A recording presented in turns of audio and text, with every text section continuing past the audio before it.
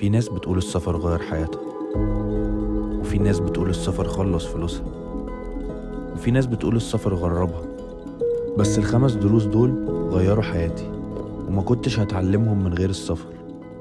عشان كان حظي حلو في خلال السنين اللي فاتت ان انا سافرت اكتر من 25 دولة، وتقريبا كل محافظات مصر ما عدا كام محافظة تتعدى على الايد الواحدة. وبما اني مسافر دلوقتي فقلت اعمل فيديو اتكلم فيه عن فوائد السفر وازاي السفر فعلا غير حياتي، وان انا كل مرة كان بيبقى عندي الفرصة ان احوش فلوس كنت دايما بستثمرها في السفر. ومش عشان بس الفسحة، السفر حرفيا علمني حاجات غيرت حياتي.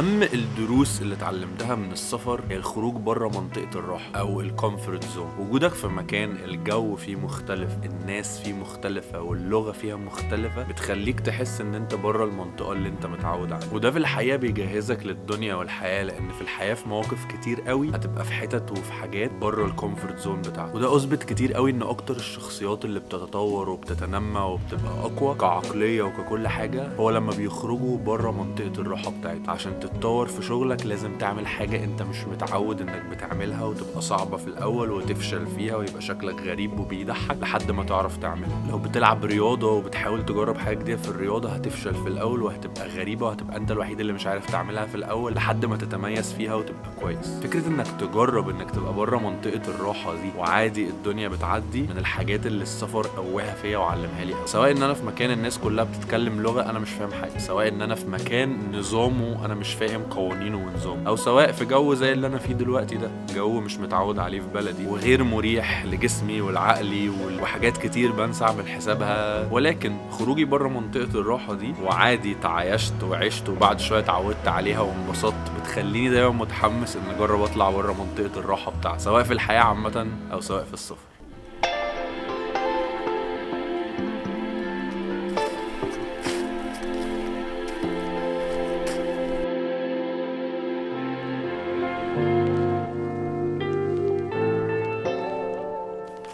الفكرة اللي كله بيقعد يقولها على السفر وهي انك بتتعرف على ثقافات تانية، والموضوع من بره يبان ايوه يعني هستفيد ايه، بس انا فاكر كويس قوي وانا عندي 18 سنة، اعتقد كانت من اول المرات اللي اسافر فيها لوحدي. كنت قاعد في بيت شباب هوستل كده بنشارك فيه اوضة كل 12 واحد مع بعض، وحظي ان الاوضة اللي انا كنت قاعد فيها دي كان ال 12 واحد من جنسية مختلفة. فحد اقترح ان احنا نقعد نتعشى مع بعض بحيث نتعرف كلنا على بعض، لانه كنا قاعدين 3 4 ليالي مع بعض. لما قعدنا اتكلمنا وتعرفنا لاحظت ان ال 11 واحد التانيين طلبة تقريبا في نفس سني، كلهم بيشتغلوا مع الدراسة، كلهم بيشتغلوا في الصيف، واحد عشان يحاولوا يصرفوا على دراستهم، واتنين عشان اي متعة عايزين يعملوها، سواء سفر زي اللي كنا مسافرينه او يشتروا لنفسهم حاجة او يعملوا حاجة كانت بفلوسهم الخاص. والصراحة ده نور في مخي لمبة قد ايه متدلعين في بلادنا العربية، لان بصراحة وقتها كان اهلي هم اللي بيدفعوا لي الجامعة، وساعتها كنت بخلص مدرسة وانا اللي بختار الجامعة، واهلي ما عليهم ان هم يدفعوا وانا اقعد اتشرط واتأمر. واكتشفت ان احنا في بلادنا بنقعد نقول ايوه بس اشتغل ازاي وانا بدرس، واكتشفت ان العالم كله بيعمل كده. فكانوا مقدرين جدا قيمة الفلوس اللي بيصرفوها في السفر،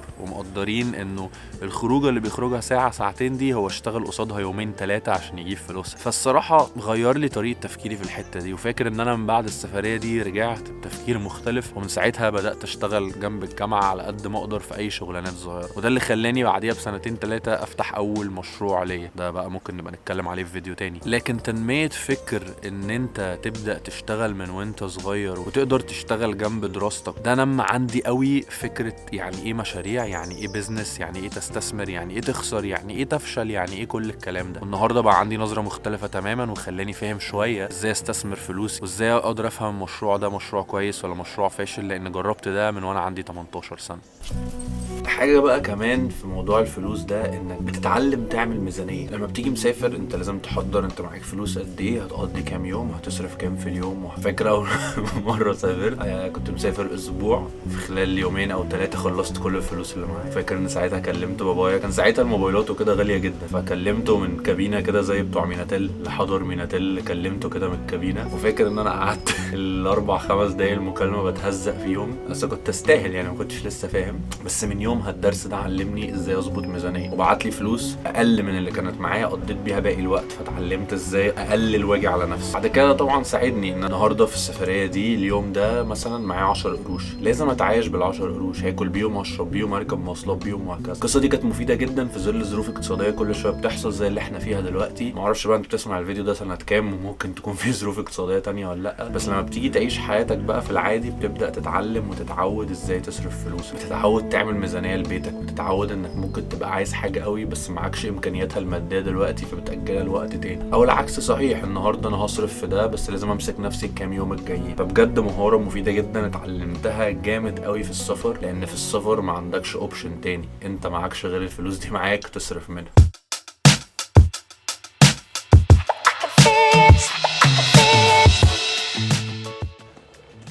من الحاجات كمان اللي بتعلمها في السفر هو فكرة انك تسمع اراء ناس تانية، وفي ساعات كتير الاراء دي مش بتعجبك، انك بتسمع رأي في موضوع معين انت مش عاجبك او رأي ضد رأيك تماما. ساعتها بتتعلم ازاي تتعامل مع الناس، وازاي تحترم الرأي التاني، وازاي تقول رأيك بكل احترام، وازاي انك ممكن تخلص قاعدة مش متفق تماما مع الرأي التاني اللي بيتقال، ولكن في الاخر احنا بنحترم بعض كبني ادمين. السفر بيعرضك لده اكتر بكتير من الواقع، وفي الحقيقة ان انت لما بتيجي تشتغل او بتروح جامعة او بتروح مدرسة ساعات كتير هتختلف في الرأي مع ناس حتى بتشتغل معاها ومضطر تكمل معاها شغلك، زي ما انت مضطر تكمل سفريتك مع حد انت مختلف معاه في الرأي، او في مكان معين ليه نظامه انت مختلف في رأيك لده. وفي رأيي دي مهارة مهمة جدا جدا جدا في الزمن اللي احنا فيه. انا بشوف ناس ساعات اونلاين بتموت بعض على رأي ما يستاهلش اي حاجة من الخلاف الرهيب اللي حاصل ده.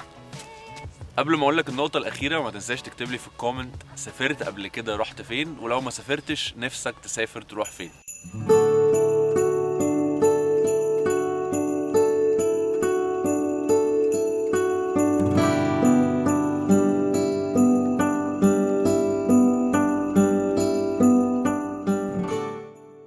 اخيرا وليس اخيرا shit happens زي ما بيقولوا بالانجليزي. يعني ممكن تحصل حاجه في السفر انت مش متوقعها خالص، زي مثلا النهارده انا كنت المفروض ازور مدينه قريبه من المدينه اللي انا فيها، وزي ما انتم شايفين الجو قلب فجأة وما كانش متوقع، فبالتالي مش هعرف ازور الزيارة دي. بس عادي، دي حاجة برضه في السفر بتعلمك ان في الحياة ممكن حاجات تحصل انت مش متوقعها. ياما رحت اوتيلات حاجزها وطلع في مشكلة في الحجز وما عنديش مكان، ياما رحت مطعم كان جامد قوي واتمشيت له قد كده وفي الاخر طلع المطعم قافل. انا فاكر مرة في سلوفينيا تسلقت جبل مع مجموعة من اصدقائي، وبعد ساعتين 3 من طلوع الجبل في جو كان صعب جدا، ما كانش المنظر اللي انا متوقعه. كنت حاسس انه بعد كل ده احنا طالعين عشان كده ولسه فاضل 3 ساعات انزلهم تاني، بس بتتعلم انها بتحصل، وده بيجهزك فعلا للحياه، لان في الحياه، في شغلك، في دراستك، في حياتك، حاجات كتير هتحصل بره المتوقع. كل ما بتعدي بمواقف اكتر زي دي كل ما بتعرف تتعامل معاها، وبتبقى حاسس انه عادي، ده حصل لي قبل كده وتخطيتها، وبتفضل ذكريات بتضحك عليها. بما ان المطره شدت مش هوصيك ما تنساش تتفرج على الفيديوهات القديمه والفيديوهات الجديده، ولو مش عامل سبسكرايب اعمل سبسكرايب.